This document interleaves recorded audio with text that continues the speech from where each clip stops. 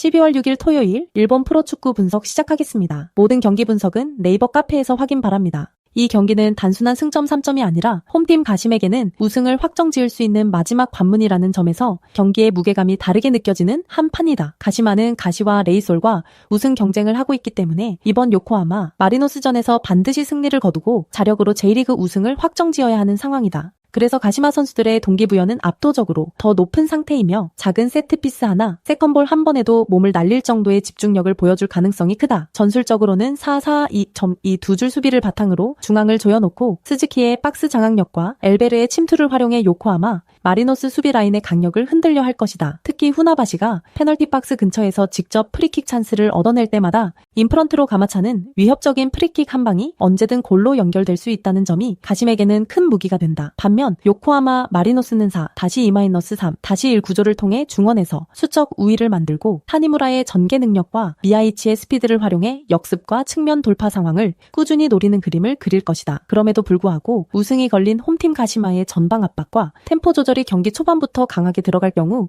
요코하마 마리노스가 자기 진영에서 공을 소유하는 시간 자체가 짧아질 수 있다. 요코하마 마리노스는 원정팀 입장에서 일정 수준의 리스크는 감소하되 라인을 쉽게 무너뜨리지 않고 블록을 유지하는 것이 중요하지만 세트피스와 파울 관리에서 실수가 나오면 후나바시의 킥 퀄리티 앞에서 곧바로 실점 위기로 이어질 수 있다. 가시마는 스즈키의 제공권과 엘베르의 침투, 후나바시의 킥을 중심으로 공격 루트를 다양하게 가져갈 수 있기 때문에 경기 내내 상대 수비에게 여러 유하형의 스트레스를 줄 수 있는 팀이다. 반면에 요코하마 마리노스는 미야이치의 스피드와 타니무라의 패스 능력을 통해 역습과 전환 상황에서 한 번씩 날카로운 장면을 만들 수 있지만 우승 여부가 직접적으로 걸린 팀은 아니기 때문에 심리적인 절박함에서 차이를 보일 수밖에 없다. 그래서 경기 전체를 놓고 보면 주도권과 슈팅 수에서 가시마가 조금씩 우위를 점해 나가는 흐름이 예상되고 특히 세트피스와 크로스 상황에서 박스 안 혼전이 자주 만들어질 가능성이 크다. 우승이 걸린 경기 특성상 가시마가 조심스럽게 출발하다가도 시간이 지나며 라인을 점점 끌어올려 압박 강도를 높이는 방향으로 경기 플랜을 가져갈 것으로 보인다. 이 과정에서 요코하마 마리노스가 수비 지역에서 파울을 많이 범하게 된다면 후나바시의 인프런트 프리킥이 한 번쯤은 골문을 강하게 위협하는 장면이 나올 수 있다. 결국 이 경기는 우승을 확정지으려는 가시마의 절박함과 원정팀 요코하마 마리노스의 역습 한방 이 맞부딪히는 그림이지만 전술적인 준비도와 동기부여, 세트피스 퀄리티까지 포함하면 가시마 쪽으로 저울이 더 기우는 흐름이다. 경기 양상이 팽팽해 보이는 구간이 있더라도 후반으로 갈수록 홈팀 가시마의 압박 강도와 박스 안 점유율이 더 높아지면서 결국 스코어를 가져갈 가능성이 크다고 판단할 수 있다.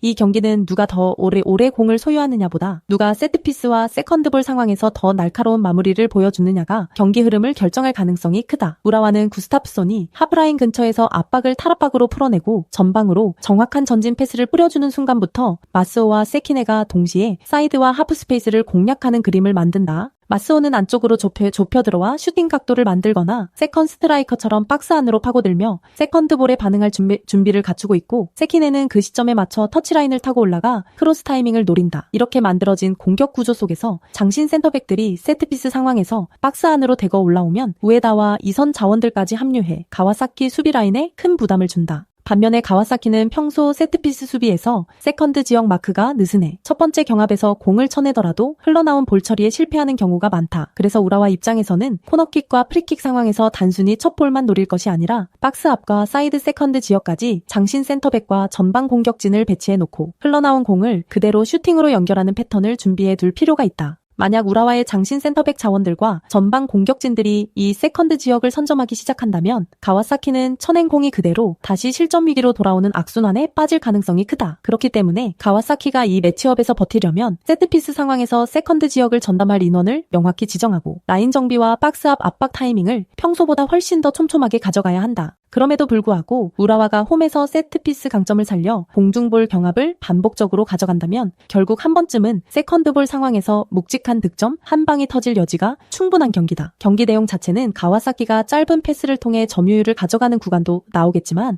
박스 앞 수비 정리와 세컨드볼 마크가 흔들리는 순간마다 우라와 쪽이 더 결정적인 찬스를 잡을 수 있는 흐름으로 이어질 수 있다. 결국 이 매치는 우라와가 세트피스와 세컨드볼에서 얼마나 효율적으로 득점 기대값을 끌어올리느냐, 그리고 가와사키가 그 약점을 얼마나 보완해 버틸 수 있느냐에 따라 승부의 방향이 갈릴 한 판이다.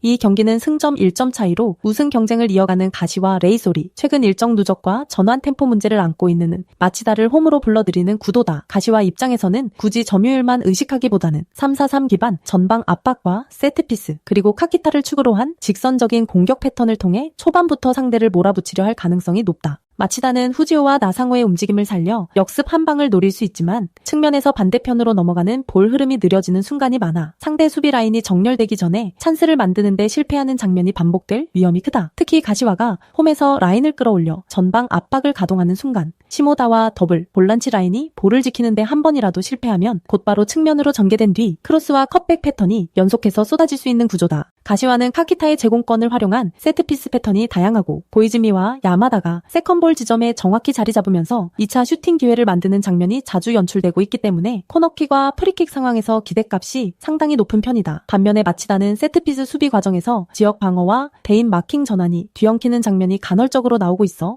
박스 안에서의 1차 경합 이후 두 번째 공을 허용하는 경우가 적지 않다는 점이 이번 경기에서도 리스크로 작용할 수 있다. 우승 경쟁 구도까지 포함해서 보면 가시와 레이솔은 이번 경기에서 승리를 가져온 뒤 가시마의 결과를 지켜봐야 하는 입장이라 전반부터 과감하게 템포를 끌어올리고 슈팅 숫자 자체를 늘리려는 선택을 할 가능성이 크다. 그렇기 때문에 단순히 지지 않겠다는 마치다와 무조건 이겨야 한다는 가시와의 동기부여 온도 차이가 후반으로 갈수록 더 뚜렷하게 경기 내용에 반영될 공산이 크다. 다만 우승 레이스 한가운데 있는 팀 특성상 가시와 입장에서도 불필요하게 난전으로 끌려 들어가는 것을 경계할 것이기 때문에 리드를 잡는 순간에는 세트피스와 볼 점유를 활용해 경기 템포를 통제하는 쪽으로 방향을 잡을 가능성이 높다. 마치다는 원정에서 라인을 데리고 역습 한 방을 노리는 전형적인 그림으로 나올 것으로 보이지만 측면 전환 속도와 세컨볼 대응에서 밀리기 시작하면 후반 막판 세트피스 한 번에 승부가 완전히 기울어지는 리스크를 안고 들어가야 한다. 결국 이번 경기는 전술적 디테일도 중요하지만 세트피스 완성도와 동기부여 강도에서 앞서는 팀이 웃을 확률이 높고 그 두 가지를 동시에 갖춘 쪽은 가시와 레이솔에 더 가깝다고 보는 편이 합리적이다. 그래서 총합적으로 보면 가시와가 홈에서 경기의 리듬과 세트피스 구간을 장악하면서 다득점 난점보다는 한두 골 차이의 타이트한 스코어로 승리를 가져갈 가능성이 더 높은 매치업이다. 이 경기는 전술적인 디테일도 중요하지만 시즌 마지막 홈 경기를 치르는 FC 도쿄와 이미 2부 강등이 확정된 알비렉스 니가타 사이의 동기부여 온도 차이가 무엇보다 크게 작용할 가능성이 크다. 홈팀 FC 도쿄는 나카가와와 다와라츠미다의 측면 돌파, 코이즈미의 중원 조율을 통해 하프 스페이스와 박스 근처를 꾸준히 두드리면서 유종의 미를 위한 확실한 승리를 목표로 경기에 들어갈 것이다. 그래서 FC 도쿄는 굳이 초반부터 무리하게 올인하는 운영보다는 미드존에서 안정적인 블록을 세우고 탈압박 이후 빠르게 측면으로 전개하면서 찬스를 하나씩 늘려가는 현실적인 경기 플랜을 가져갈 공산이 크다. 반면에 알비렉스 니가타는 시즌 동안 66실점을 허용한 수비 라인으로 인해 실점이 한 골 들어간 뒤부터는 집중력이 급격히 떨어지는 장면들이 반복되어 왔고 강등 확정 이후에는 이러한 이완 현상이 더욱 뚜렷해질 수 있다. 하세가와와 마트스 모라이에스를 축으로 역습 한두 방을 노릴 수는 있겠지만 수비 전환 속도와 라인 강력이 무너진 상태에서 이들이 공격에 쏠리면 뒤쪽 공간은 더 넓어질 수밖에 없다. 그래서 FC 도쿄 입장에서는 굳이 라인을 과도하게 올리지 않더라도 니가타의 실수와 간격 붕괴를 기다리면서 중원과 측면에서 수적 우위를 만들고 세컨드볼을 회수하는 방식으로 경기를 쉽게 풀어갈 여지가 크다. 후반으로 갈수록 체력과 집중력 측면에서 동기부여가 강한 팀과 이미 강등이 확정된 팀의 차이가 드러나기 마련인데 이 구도에서는 교체 카드의 질이 더 좋은 FC 도쿄 쪽이 확실히 유리하다. 특히 후반 중반 이후에는 니가타가 마지막 경기니까 공격적으로 보여주려는 성향을 드러낼수록 라인 간 간격은 더 벌어지고 FC 도쿄의 전환 속도와 측면 침투는 더욱 위력을 발휘할 수 있다. 알비렉스 니가타가 단순히 내려앉아 버티는 전략을 가져간다고 해도 시즌 내내 노출된 박스 안 집중력 부족과 세컨드볼 처리 불안은 쉽게 사라지지 않기 때문에 세트피스나 박스 주변 혼전 상황에서 실점 리스크는 계속 높게 유지될 것이다. 결국 이 매치는 전술적인 기교 싸움보다는 집중력을 끝까지 유지하고 싶은 팀과 이미 마음이 떠난 팀의 차이가 스코어보드에 그대로 찍히는 경기가 될 가능성이 크다. 그런 점에서 홈 팬들 앞에서 시즌을 정리해야 하는 FC 도쿄가 라인 조절과 경기 운영 면에서 리스크를 통제하면서도 확실하게 승리를 잡아낼 시나리오에 더 잘 맞는 그림이다. 이 경기는 단순히 포메이션이 같은 3백의 맞대결이 아니라 3-4-3 안에서도 얼마나 다른 템포와 전개 속도를 가져가느냐가 승부를 가르는 핵심이 될 수 있다. 시미즈는 카피샤바를 축으로 전진 패스와 드리블 돌파를 반복하면서 상대 수비가 라인을 정비하기 전에 전방에서 수적 우위를 만드는 공격 패턴을 적극적으로 활용할 것이다. 특히 카피샤바가 중앙과 측면을 자유롭게 오가며 템포를 끌어올리는 순간 타카하시와 마스자기까지 전진 패스에 관여하면 오카야마 3백 라인의 강력이 무너지는 장면이 자주 나올 수 있다. 반면에 오카야마는 공격 전개 속도가 지나치게 느려 볼을 중원에서 돌리는 동안 상대 수비가 이미 두 줄 수비 형태로 완전히 정비되는 경우가 많다. 그래서 오카야마 입장에서는 이치미와 아타루의 장점을 살리려면 전진 패스 타이밍을 끌어올려야 하지만 현재 흐름대로라면 후지타의 조심스러운 패싱 성향이 오히려 공격 템포를 늦추는 요인으로 작용할 수 있다. 이렇게 되면 시미즈는 중원에서 강하게 압박을 걸고 탈취 즉시 카피샤바를 향한 전진 패스를 선택하면서 오카야마의 허수아비 같은 3백 라인을 반복적으로 시험해보게 될 가능성이 크다. 공격 전개 속도의 차이가 누적될수록 시미즈는 상대가 뒤로 물러나는 타이밍마다 하프 스페이스를 파고드는 움직임과 측면 침투를 조합해 박스 안에서 슈팅 찬스를 양산할 수 있다. 반면에 오카야마는 라인을 너무 아래로 내리고 버티면 세컨볼 경합에서 밀리게 되고 조금이라도 올려 잡으면 뒷공간을 카피샵에게 내주는 딜레마에 빠질 가능성이 높다. 오카야마가 수비 숫자만 믿고 라인을 내리고 맞서기 시작하면 카피샤바의 전진 패스와 하프 스페이스 침투를 동반한 시미즈의 공격 루트가 오히려 더 날카롭게 살아날 가능성이 크다. 이런 흐름까지 감안하면 후반으로 갈수록 오카야마의 느린 템포가 약점으로 부각되고 시미즈의 빠른 전환과 높은 템포가 득점 기회로 직결될 공산이 크다. 이 경기는 단순한 포메이션 숫자 싸움이 아니라 측면 커버 타이밍과 하프 스페이스 침투 타이밍에서 누가 더 완성도가 높은가가 승부를 가를 가능성이 큰 매치업이다. 나고야는 3백 뒤에 더블 볼란치를 두텁게 세워 기본적인 수비 안정은 유지하면서 전개 단계에서 모리와 중원 라인이 볼을 순환시키다가 이즈미의 움직임을 기준으로 공격 템포를 끌어올리는 구조를 선호한다. 후쿠오카의 경우 풀백 윙백 자원들이 전진한 뒤 돌아오는 타이밍이 어긋나는 경기가 많아 측면 수비 뒷공간이 자주 붕괴되는 약점을 가지고 있다. 그래서 나고야 입장에서는 굳이 무리해서 라인을 과하게 올리기보다 이즈미가 상대 수비 라인과 중원 사이 애매한 지점에 서 있다가 뒷공간으로 한 번의 궤적을 바꾸는 움직임을 반복해서 노리는 것이 가장 효율적이다. 키무라가 중앙에서 수비수를 묶어두고 모리가 측면에서 빌드업에 힘을 실어주면 이즈미가 그 사이를 파고들며 대각선 킬 패스를 받을 수 있는 구조가 자연스럽게 형성된다. 이 타이밍에 패스 한 번만 정확하게 들어가면 후쿠오카 수비 라인은 이미 커버 타이밍이 무너진 상태라 미끄러지듯이 찢어질 가능성이 크고 그대로 1대1 찬스나 박스 안 슈팅 상황으로 직결될 수 있다. 후쿠오카는 벤 칼리파와 코너를 활용해 역습 한두 번으로 경기 흐름을 바꾸려 하겠지만 라인 간 강역이 계속 벌어지는 상황에서는 공격을 마무리하지 못했을 때 되려 역습을 허용하는 악순환에 빠질 위험이 크다. 그리고 시간이 지날수록 나고야는 교체 카드로 신선한 에너지를 투입해 측면 압박과 침투 패턴을 계속 이어갈 수 있지만 후쿠오카는 수비 라인의 체력과 멘탈이 동시에 떨어지면서 커버 타이밍이 더 무거워질 공산이 크다. 결국 전술 상성과 라인 커버 구조, 홈원정 심리까지 모두 감안하면 이 경기는 나고야가 보다 많은 찬스를 만들어낼 수 있는 구도 쪽에 무게가 실린다. 이 경기는 전술적으로 단순한 강팀 대 약팀의 구도가 아니라 ACL 티켓을 향한 심리전과 라인 관리 싸움이 동시에 얽혀있는 매치업이다. 양팀 모두 승점 3점이 필요하지만 교토 퍼플 상가는 득실차에서 앞서 있는 만큼 상대적으로 여유가 있고 비셀고베는 승리를 통해 순위를 끌어올려야 한다는 심리적 압박이 훨씬 더 강하다. 그래서 경기 초반부터 라인을 과감하게 올릴 팀은 비셀고베 쪽일 가능성이 높고 미야시로와 무토를 중심으로 박스 근처에서 슈팅과 크로스를 쏟아내며 교토 퍼플 상가의 수비 블록을 시험할 것이다. 하지만 라인을 올려가며 공격 숫자를 늘리는 만큼 비셀고베 포백의 뒷공간은 자연스럽게 넓어질 수밖에 없고 이 지점이 바로 라파엘 엘리아스에게는 기회가 되는 구간이다. 라파엘 엘리아스는 하라에 버티는 플레이와 다케다의 전진 패스를 받으면서 비셀고베 수비진 뒤로 빠르게 파고드는 역습 카운터 패턴을 스스로 만들어낼 수 있는 공격수다. 마음이 급한 비셀고베 선수들이 전체적인 수비 라인을 끌어올리고 적극적인 공격 전략을 펼치게 된다면 교토 퍼플 상가는 오히려 압박을 한번 흘려보낸 뒤 라파엘 엘리아스를 향한 직선적인 침투 패스로 즉각적인 되받아치기를 노릴 가능성이 크다.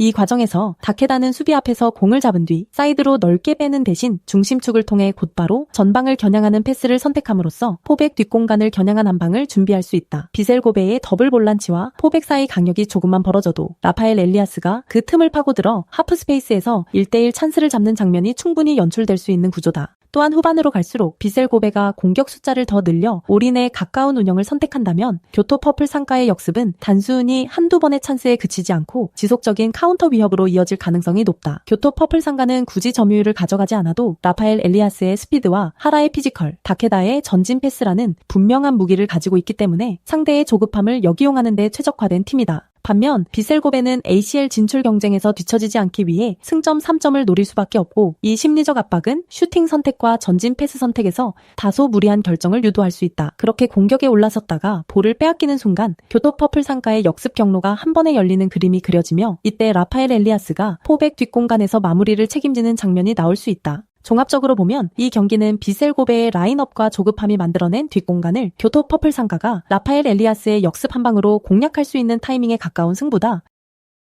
이 경기는 4-2-3-1 구조로 전개와 마무리를 모두 갖춘 간바 오사카와 3-4-3으로 폭을 넓게 쓰지만 수비라인 정렬에서 불안 요소를 노출하는 도쿄 베르디의 맞대결이라는 점에서 전술적 대비가 뚜렷하다. 간바 오사카는 홈에서 더 적극적으로 라인을 끌어올리며 더블 볼란치와 우사미를 통해 중원에서 볼 점유를 확보한 뒤 좌우 측면과 하프 스페이스를 번갈아 활용하는 빌드업을 전개할 것이다. 틈에 세운 박스 안에서 제공권과 피지컬로 버티며 수비수를 2-3명 끌고 다니는 역할을 수행하고 그 주변에서 윌튼 펠리페와 우사미가 두 줄 수비 사이 공간을 찾아 움직이며 짧은 패스와 침투 패스를 주고받는 패턴을 만들어낼 가능성이 크다. 도쿄 베르디는 윙백이 전진한 상태에서 공을 잃었을 때 중앙 수비수들의 포지셔닝이 일정하지 않은 탓에 수비 라인 간 소통이 더욱 흔들리고 그 틈에서 간바 오사카의 이선이 곧바로 뒷공간을 노릴 수 있는 구조가 형성된다. 이때 사실상 팀의 핵심 공격 축으로 볼 수 있는 윌튼 펠리페가 상대 수비 간격을 읽고 수비수와 수비수 사이 혹은 센터백과 윙백 사이로 침투 패스를 찔러 넣는 장면이 자주 나올 수 있다. 윌튼 펠리페의 발끝에서 전진 패스가 정확히 들어가면 툰메시나 우사미가 페널티 박스 안에서 골키퍼와 1대1 상황을 맞이하는 결정적인 찬스가 자연스럽게 만들어질 여지가 크다. 도쿄 베르디 입장에서는 센터백 3명을 두고도 정교한 라인 컨트롤에 실패하면 오히려 중원과 수비 라인 사이가 비게 되면서 간바 오사카의 전환 속도와 패스 템포에 휘둘릴 위험을 안게 된다. 간바 오사카는 이런 상대의 약점을 이미 인지하고 있다는 전제에 초반부터 우사미와 윌튼 펠리페를 중심으로 패스 템포를 빠르게 가져가며 도쿄 베르디 수비 라인의 반응 속도를 시험해보려 할 가능성이 높다. 만약 전반 중반 이전에 한 차례라도 윌튼 펠리페가 라인 사이로 찔러주는 패스를 통해 툰메시나 우사미의 1대1 찬스를 만들어낸다면 이후 도쿄 베르디는 라인을 내리면서도 압박을 유지해야 하는 난해한 선택을 강요받게 된다. 그렇게 되면 도쿄 베르디의 윙백 공격 관여도는 자연스럽게 줄어들고 3-4-3의 강점인 측면 공격 전개 역시 완전히 살아나지 못한 채 수비부터 정리해야 하는 경기 운영으로 몰릴 수밖에 없다. 결국 이 경기는 300을 쓰는 도쿄 베르디가 수비 라인 간 간격과 소통 문제를 얼마나 보완할 수 있는지가 관건이지만 시즌 흐름을 고려할 때 단기간에 구조를 완벽하게 정리하기는 쉽지 않아 보인다. 그래서 전술 구조와 수비 라인 안정성 그리고 공격 상황에서의 결정력까지 종합하면 간바 오사카가 홈에서 흐름을 잡고 결과까지 연결할 가능성이 상대적으로 더 높게 평가되는 매치업이다.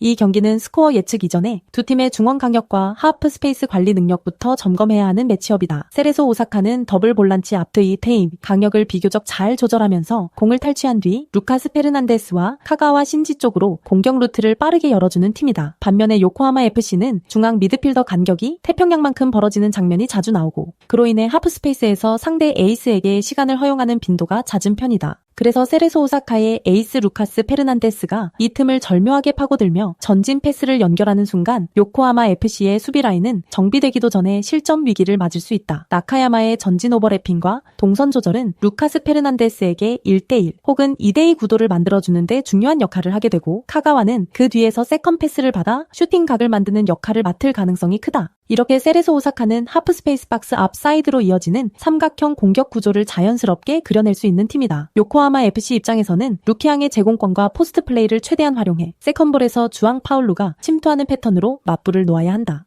하지만 세컨볼을 따내려면 기본적으로 중원 숫자와 간격 유지가 먼저인데 이 부분에서 불안한 팀이기 때문에 세레소 오사카의 미드필더들과의 싸움에서 밀릴 경우 루키안과 주앙 파울루가 고립될 위험성이 크다. 그리고 세레소 오사카는 홈에서 경기 템포를 조절하는데 상당히 능숙한 팀이라 전반에는 경기 리듬을 재는 듯 하다가도 후반 중반 이후 상대 체력이 떨어지는 타이밍에 압박 강도를 끌어올리는 패턴을 자주 보여준다. 요코하마 FC처럼 전환 상황에서 간격 관리가 무너지는 팀에게는 이 구간이 가장 위험한 시간대가 될 수 있다. 무엇보다 요코하마 FC의 하프 스페이스 커버가 느려지는 순간마다 루카스 페르난데스가 측면과 중앙 사이를 넘나들며 수비수를 끌어내고 그 사이를 카가와 혹은 다른 이선 자원이 침투하면서 박스 안 슈팅 각도를 만들어낼 가능성이 높다. 이 구조는 단순한 개인기가 아니라 강역을 벌려놓고 그 틈을 파고드는 전술적인 패턴이다. 요코하마 FC가 3백을 기반으로 라인을 내리며 버티는 선택을 하더라도 중앙 미드필더 라인이 수비 라인과의 간격을 일정하게 유지하지 못하면 세레소 오사카 입장에서는 박스 앞 이선 지역에서 계속해서 슈팅 찬스를 가져갈 수 있다. 반면에 라인을 끌어올리면 루카스 페르난데스와 나카야마의 뒷공간 활용이 더 위협적으로 변한다. 그래서 점유율이 약간 요코하마 FC 쪽으로 기울더라도 진짜 위협적인 찬스는 세레소 오사카 쪽에서 더 많이 나올 가능성이 높고, 특히 후반으로 갈수록 간격 관리가 무너지는 쪽은